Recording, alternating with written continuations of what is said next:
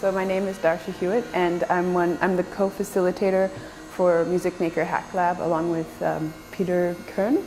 And MusicMakers Hacklab is an event that we're doing within the CTM festival, and we want to bring together people who want to explore or collaboratively experiment with a technology to make new interfaces for musical expression. So within the context of this festival particularly, we're sort of asking people to be inspired by the exhibition, think about these early electronic instrument inventions from Russia and how they can be working with today's technology, reinterpreting things for their creative purposes. So we had an open call, and this was international.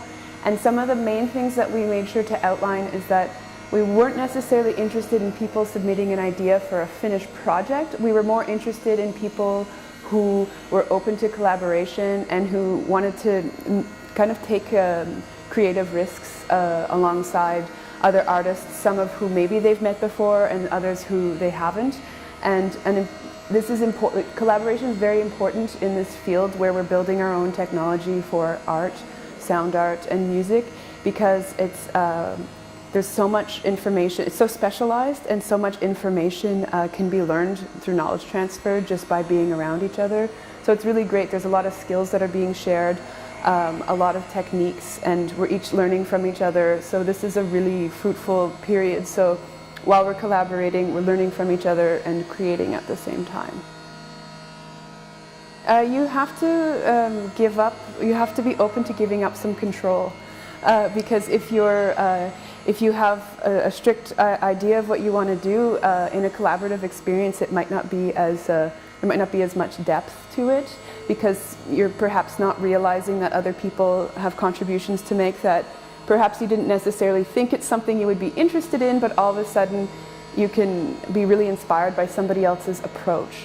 So I would say that's key number one, is you have to be willing to give up control. You have to be ready to take some risks and maybe try out some things that are outside of your comfort zone. And I've been in this situation before, and it's sometimes can be a little bit uncomfortable, so there's a constant negotiation that has to go on to make sure that you're, like, everybody's communicating and you're open, and you're also just letting some things go too. Yeah, that's what I would say. Well, I'm going back to Montreal, and I'm part of a collective there called Perte de Signal.